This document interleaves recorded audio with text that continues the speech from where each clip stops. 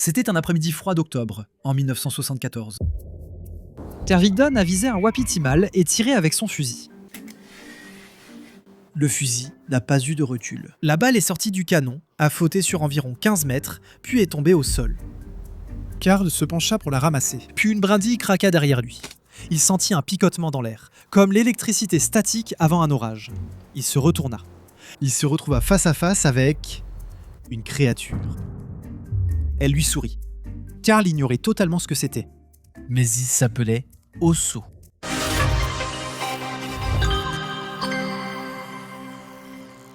La créature faisait environ 1,88 m avec des jambes arquées et une peau jaune. Il sourit à Karl, révélant ses dents carrées. Grosses, plates et massives, comme 2 rangées de dés. Il n'avait ni menton, ni cou. Sa tête reposait sur ses épaules, avec des cheveux raides dressés comme de la paille. 2 courtes antennes poussaient sur son front, et il observait Karl avec de petits yeux creux. Il portait une combinaison noire avec des ceintures croisées sur le torse et la taille. Il n'avait pas de main. À la place, une fine tige métallique sortait de sa manche comme une perceuse. Quelque chose flottait près de l'extrémité. La créature parla en premier. « Comment vas-tu » Les mots sortirent brouillés, comme un disque vinyle qui tourne à l'envers, mais Karl comprit.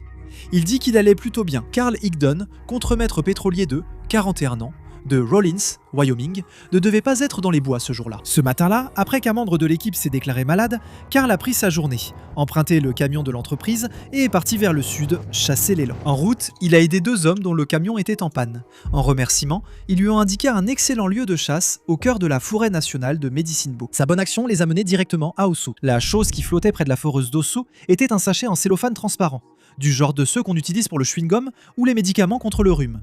Il contenait 4 petits comprimés. J'ai aussi demandé à Karl s'il avait faim. Il a dit que oui. Le sachet a flotté de la foreuse vers Karl.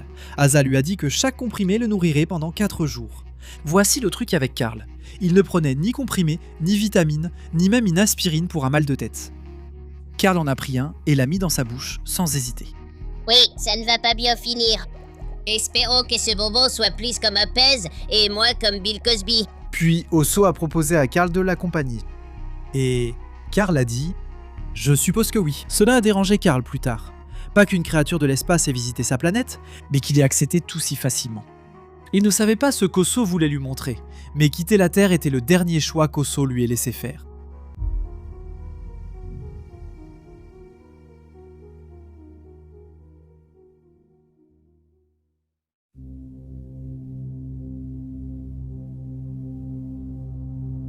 Karl tenta de lever les bras sans succès, attaché fermement à un siège. Un lourd casque pesait sur sa tête, lui rappelant un casque de football américain. Mais celui-ci avait des fils qui sortaient du dessus. La chaise était dans une grande boîte en verre d'environ 2 mètres de côté. Karl pouvait voir à travers. Il distinguait la clairière et son camion, mais les élans avaient disparu. Osso pointa sa perceuse en métal vers le camion. Et le camion disparut. Les agents de recouvrement sont devenus très efficaces. Puis la boîte s'est soulevée du sol et a commencé à monter. Lentement au début. Puis les arbres ont disparu. La crête, puis l'état tout entier. Quelques secondes plus tard, la terre avait la taille d'un ballon de basket. Puis elle a disparu, ne laissant que le noir. Karl et Osso n'étaient pas seuls dans le cube. L'appareil comptait 4 sièges et l'un d'eux était occupé par un extraterrestre identique à Osso. Le fusil de Karl était présent, mais hors de portée. Sur le mur, Karl vit un panneau de contrôle et un symbole étrange qu'il pensait être une carte de la galaxie. Puis Karl aperçut un miroir au-dessus de son siège. Oh, miroir au plafond. C'est plutôt étrange.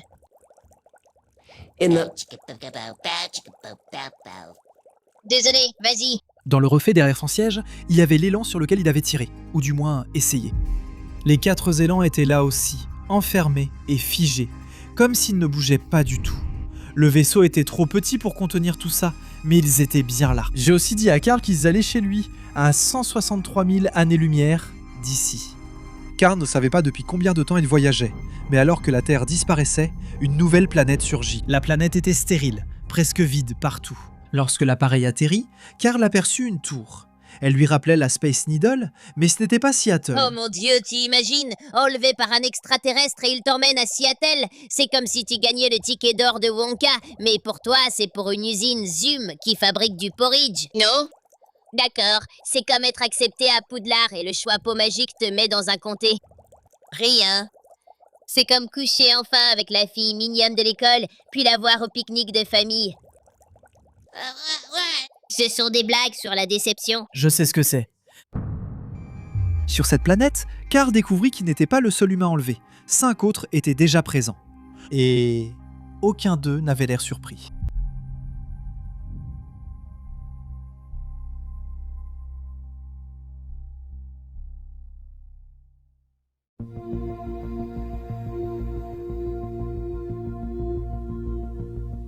Carl tenta de se couvrir les yeux pendant que des larmes coulaient sur son visage.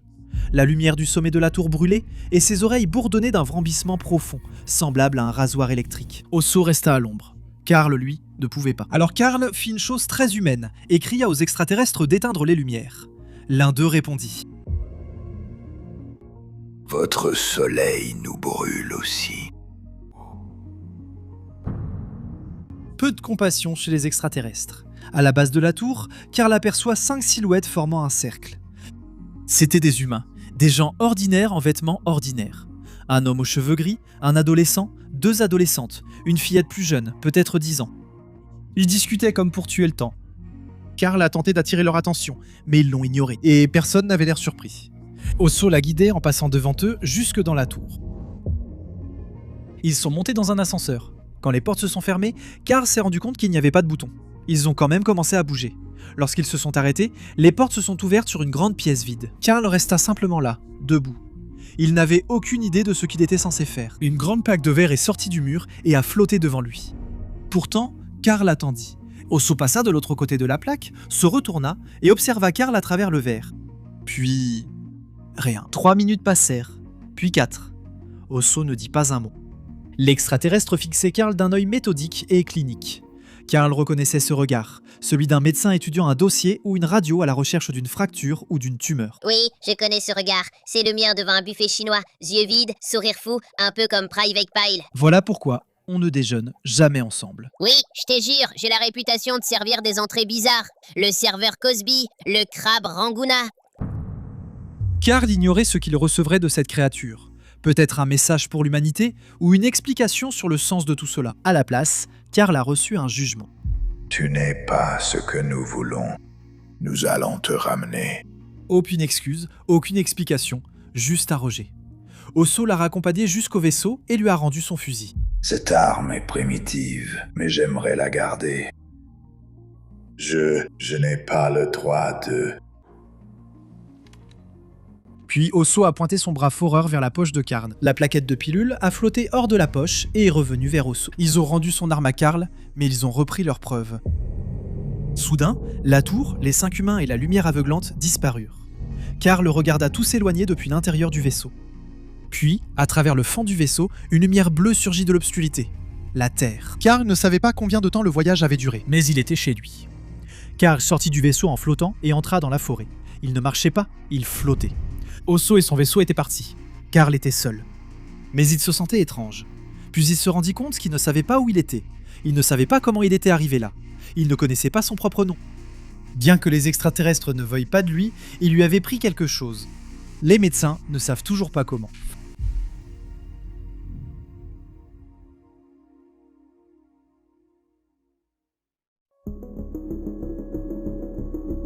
La forêt, à plus de 1600 mètres d'altitude, était humide et la neige couvrait la majeure partie du sol. En revenant sur Terre, Carl a glissé sur un rocher, chuté en bas de la colline et atterri violemment. Il pensait s'être déboîté l'épaule sans en être certain. Il eut soudain un mal de tête intense. Il ignorait toujours son nom, mais quelque chose lui disait de ne pas prendre de comprimés contre la douleur. Il s'en souvenait. Carl errait hébété parmi les arbres. Tout lui était étranger. Il a même croisé son camion sans le reconnaître, puis a poursuivi sa route. Il marcha 1 mile le long de la route, puis fit demi-tour et revint sur ses pas. Il retourna vers son camion.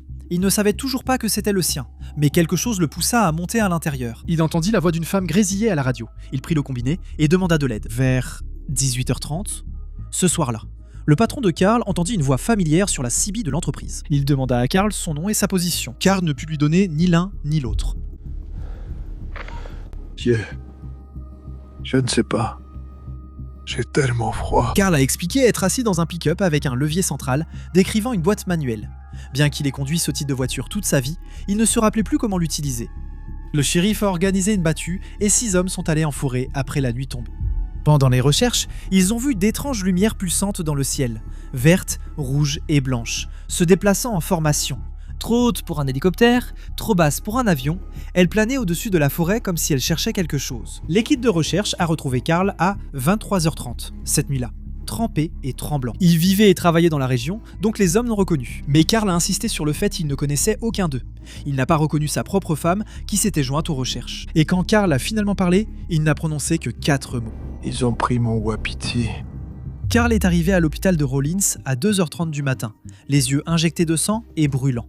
Il souffrait de la lumière et peinait à garder l'équilibre. Malgré tout, il ignorait toujours son identité. Les médecins l'ont examiné et affiché ses radios sur le panneau lumineux. Des années plus tôt, Carl avait eu une tuberculose si grave que ses radiographies thoraciques montraient des cicatrices. Cette nuit-là, elle n'y était pas. Des radios étaient normales. Les calculs rénaux de Carl, présents depuis des années et particulièrement gênants cette semaine-là, avaient aussi disparu. Après cette nuit, il n'a plus eu de calcul rénal. Quelque chose a guéri Carl. Les médecins n'avaient aucune idée de ce qui aurait pu provoquer cela. Ils étaient toutefois d'accord. Il est arrivé quelque chose à Carl Higdon. Mais ce n'était pas que positif. Carl n'avait pas d'appétit. Cela inquiétait les médecins. Sa femme le poussait à manger, mais Carl refusait. Puis, dimanche matin, il s'est réveillé affamé. Il a dévoré son petit déjeuner, puis il a mangé encore et encore. Il a mangé tout ce qu'il y avait dans la maison et s'est plaint qu'il n'y avait pas assez de nourriture. C'était la première chose que Carl avait mangé depuis qu'il avait avalé la pilule alimentaire extraterrestre d'Osso. Les médecins doutaient du récit de Carl sur son enlèvement, ne trouvant aucune preuve dans son corps. La preuve était dans sa poche.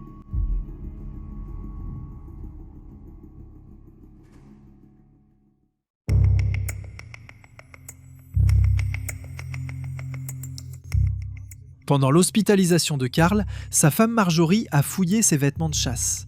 Elle a plié son pantalon, mis sa chemise mouillée à sécher, puis a remarqué que sa veste était à l'envers, les manches retournées. En la remettant, une balle est tombée de la poche. Elle avait été tirée. Elle était la fan d'un chasseur. Elle connaissait bien les balles, et elle savait faire la différence entre une balle tirée et une balle intacte. Mais quelque chose clochait avec celle-ci. Le fusil de Carl tirait des balles Magnum de 7 mm, capables selon lui de traverser un poteau téléphonique d'un coup. Mais la balle dans la veste de Carl était repliée sur elle-même et retournée comme un gant. Le noyau en plomb avait disparu. Il ne restait plus que l'enveloppe en cuivre. La police n'a pas pu expliquer. La balle a donc été confiée au docteur Walter Walker, consultant en métallurgie, qui a conclu qu'elle avait percuté un objet très dur avec une grande force. Cela signifie qu'il y avait quelque chose dans les airs à 15 mètres devant Carl, sur cette montagne. La balle a été stockée à l'université du Wyoming. Puis elle a disparu. Et puis, il y a le camion. Les 2 hommes que Carl a aidés en arrivant savaient où il allait. L'équipe de recherche savait où son camion était censé être, garé au bout d'un chemin forestier, mais il n'y était pas. Ils l'ont retrouvé à 5 km, enlisé jusqu'aux essieux dans la boue. Ça ressemble à une expression d'ici pour dire qu'on a de gros ennuis. Je me suis tellement planté que j'étais enlisé jusqu'aux essieux dans un trou de boue. Tu as raison, c'est un peu le cas. Ils ont les meilleures expressions. Je suis dans un pétrin. Je fais de l'hypnose en chiant et prie en écrivant en attaché. Il fait si chaud. Je me balance mollement sur la balançoire du Porsche de mamie. J'ai une telle gueule de bois. Je cligne des yeux en morse et je m'excuse auprès des meubles. Le terrain était accidenté. Le camion de roues motrices de Carl n'avait rien à faire là-bas. Des hommes partis à sa recherche n'ont même pas pu le sortir en le conduisant. Ils ont dû le remorquer. Et tous les hommes qui l'ont trouvé étaient d'accord sur une chose. Ce camion n'est pas arrivé là tout seul. Aucune trace de pneu, ni du camion, ni d'objet pouvant l'avoir traîné. Le camion est juste apparu dans la boue. Pour ces hommes sur la montagne, la balle et le camion prouvaient qu'il était arrivé quelque chose à Carl. Ils ignoraient quoi, mais Carl a eu sa réponse. Carl Higdon a découvert pourquoi les extraterrestres voulaient un corps humain intact et comment ils comptaient l'utiliser.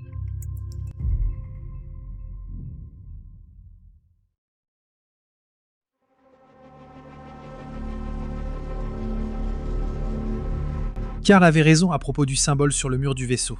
C'était une carte du système solaire d'Osso, 9 planètes tournant autour d'une étoile instable. La planète douce était rude et mourante. Son soleil brûlait si fort que les semblables d'Osso devaient porter des combinaisons spéciales dehors. Les océans, autrefois riches en vie, sont devenus hostiles à toute forme de vie. La chaîne alimentaire s'est effondrée, privant leur monde de nourriture. Le peuple d'Osso est alors parti en chercher sur Terre. Mais pas pour entrer en contact, ni partager son savoir. Osso a précisé à Carl ce qu'il faisait dans ces bois ce jour-là. Il cherchait de la nourriture. Osso était comme Carl, c'était un chasseur. Carl ne se rappelait rien au début. Sa mémoire est revenue par fragments. Tout a commencé quand sa fille est entrée dans sa chambre d'hôtel. Il reconnut son visage. Sa femme et les grandes lignes du voyage de chasse lui revinrent ensuite en mémoire. Mais lorsque Carl tenta de se rappeler ce qui s'était passé sur la planète extraterrestre, il s'est heurté à un mur. Alors Marjorie a appelé le docteur Sprinkle. Oh, elle a appelé le marchand de glace. Je croyais que c'était Monsieur Frosty. Ah, c'est vrai. Le docteur Leo Sprinkle était psychologue à l'université du Wyoming et il était hypnotiseur. Le partenaire de recherche du docteur Sprinkle, le docteur Jimmys, s'est disputé avec lui à propos de la terminologie régionale. D'accord. 8 jours après la rencontre, Sprinkle a visité les Higdon. Sa famille l'entourait et Rick Kenyon, professeur d'art, était assis près de lui avec un carnet de croquis. Sprinkle a balancé un pendule et a guidé Carl profondément dans son subconscient. Sous hypnose, Carl a retrouvé certains souvenirs. Pendant que Carl parlait, Kenyon dessinait la créature que Carl décrivait. Ce croquis est devenu le visage de cette affaire. Chaque image d'Osso que vous avez vue a commencé dans ce salon. Chaque fois que Sprinkle le guidait dans la transe, Carl s'arrêtait au même endroit, le Wapiti. Finalement, le mur s'est brisé et ses souvenirs sont revenus d'un seul coup. Le Wapiti dans la cage, la tour, les autres humains, et la chose qu'Osso lui avait dite sur cette planète stérile. Osso chassait des animaux, les rassemblait et les ramenait chez lui pour les élever pour s'en nourrir. Des animaux comme les Wapiti et des animaux comme Carl. Swali élevait son peuple. D'accord, C'est un livre de cuisine. Nourris-moi, Seymour. tu as fini ? Maintenant, il y a beaucoup de citations sur des extraterrestres qui mangent des gens. Ma préférée, c'est « Dans son ventre, tu connaîtras une nouvelle définition de la douleur et de la souffrance en étant lentement digéré durant 1000 ans. » Tu t'en souviens? Le retour du Jedi. Oui, c'était C3PO, quand il parlait de l'anus de sable qui D'accord, a ça avalé suffit. Boba Fett. Tu sais, j'aurais aimé que Boba Fett reste dans cet anus. Ouais. Moi aussi. La pilule que Carl a prise n'était pas un acte de gentillesse, mais de la nourriture, du genre qu'on donne au bétail pour le garder en bonne santé pendant le transport. L'examen dans la tour n'était pas une curiosité scientifique, c'était une inspection de la viande. Alors Carl a compris la raison de son rejet. Des années plus tôt, Carl avait subi une vasectomie. Tu n'es pas un beau reproducteur si tu ne peux pas te reproduire. Carl n'était pas de première qualité. Il n'était même pas de choix. Il ne valait rien. Carl est entré dans ses bois en dominant la chaîne alimentaire. Il en est sorti conscient qu'il n'était plus au sommet. Mais Carl n'était pas le seul humain sur cette planète. 5 autres personnes se tenaient à la base de cette tour, et personne ne sait ce qui leur est arrivé. Quant au reste d'entre nous, soit nous n'avons pas été retenus, soit nous attendons encore d'être examinés.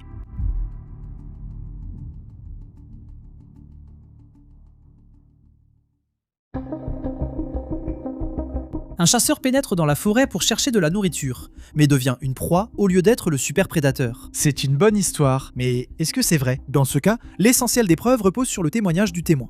Carl Higdon était un formateur pétrolier, non écrivain ni artiste. Marjorie a écrit un livre sur l'affaire, mais ils n'en ont jamais vraiment tiré profit. Il a accordé des interviews pendant des années, jusqu'à sa mort en 2022. Et pendant tout ce temps, son histoire n'a jamais changé. Ni la balle tombée, ni l'apparence d'Osso, ni le cube de verre, la tour ou l'examen. En 1978, Charles McQuiston a fait passer des enregistrements de la voix de Higdon dans une machine qu'il a co-inventée, l'évaluateur de stress psychologique, un détecteur de mensonges vocal utilisé par la police. McQuiston n'a relevé aucun signe de tromperie. Il n'a pas confirmé une rencontre extraterrestre, mais pense qu'il est arrivé quelque chose d'extraordinaire à Higdon. Une mise en garde, et elle est de taille. L'analyse du stress vocal est une science peu fiable. Des études gouvernementales ont montré que ces machines détectent les mensonges, à peu près 1 fois sur 2. Le verdict de McQuiston nous indique que Carl croit sans doute à son histoire, mais il ne peut pas dire si elle est vraie. Maintenant, la partie difficile. L'essentiel de l'histoire de Carl est apparu en quelques jours, mais certains détails n'ont émergé qu'après sa rencontre avec le Dr Sprinkle et son hypnose, laquelle pose également problème. Le Dr Sprinkle était un psychologue reconnu dans une université, décrit comme honnête et consciencieux.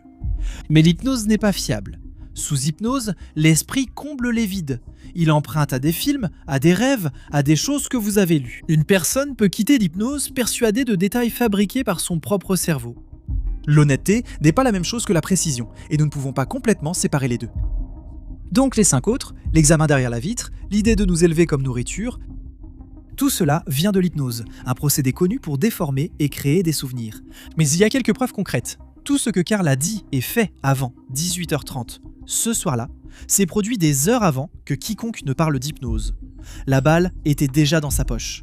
Le camion était embourbé. Un responsable, habitué aux voitures manuelles, était à la radio, incapable de nommer l'objet au centre de son camion. Quoi que ce soit qui a embrouillé le cerveau de Carl Higdon cette nuit-là, ce n'était pas de l'hypnose. Il n'y a aucun autre témoin du vaisseau. Personne n'a vu Osso. Mais les lumières étranges dans le ciel cette nuit-là, l'équipe de recherche les a vues avant que leur véhicule le bouge, donc ce n'était pas des phares. Idem pour le camion. Il était 5 km trop loin, sur un terrain boueux et accidenté, et a dû être remorqué. Des témoins affirment qu'il était bloqué dans des ornières profondes, non dans un marécage sans trace. Les membres de l'équipe de recherche s'accordent à dire que le camion n'aurait pas pu y arriver seul. La balle est aussi un élément de preuve troublant. Elle était vraiment à l'envers et le noyau en plomb avait vraiment disparu. Le Dr Walker a déclaré qu'elle avait heurté quelque chose de très dur, mais il n'a pas affirmé que c'était extraterrestre. Les preuves de l'hôpital restent intéressantes. Les médecins n'ont trouvé ni drogue ni alcool chez Carl et ont jugé sa détresse sincère. Je n'ai pas trouvé de preuve que ses calculs rénaux avaient fondu ou que ses cicatrices avaient disparu. Les radiographies étaient parfois imprécises, surtout dans les années 1970. Et il est possible que les cicatrices n'aient pas été visibles sur une radiographie, même si elles étaient bien là. Le voyage vers la planète, je ne peux pas le prouver. L'histoire qu'Osso a racontée, je ne peux pas la prouver. Un événement physique est arrivé à Carl Higdon sur cette montagne, sans explication à ce jour. Le camion, la balle, les lumières clignotantes, l'homme changé. Il n'y a pas de moyen simple d'expliquer tout cela. Voici ce qui rend l'histoire de Carl unique. Chaque histoire d'enlèvement extraterrestre que vous avez entendue cache au fond une histoire où l'on a été choisi. Ils vous ont choisi. Vous comptiez. Ils vous voulaient. C'est terrifiant, mais il y a un étrange réconfort à être spécial. Le cas de Carl est le seul cas d'enlèvement que je connaisse qui parle d'avoir été rejeté. Quelque chose est venu de loin, a examiné un humain, fait des tests, puis jugé qu'il ne valait pas la peine d'être gardé. Ils l'ont renvoyé chez lui comme une boîte cabossée remise sur l'étagère. Ce n'est pas l'enlèvement qui effraie, c'est le jugement qui fait peur. La possibilité silencieuse que nous soyons déjà sur une liste quelque part, déjà pris en compte, déjà noté. La pire nouvelle, ce n'est pas toujours d'avoir été enlevé, c'est que vous avez été renvoyé.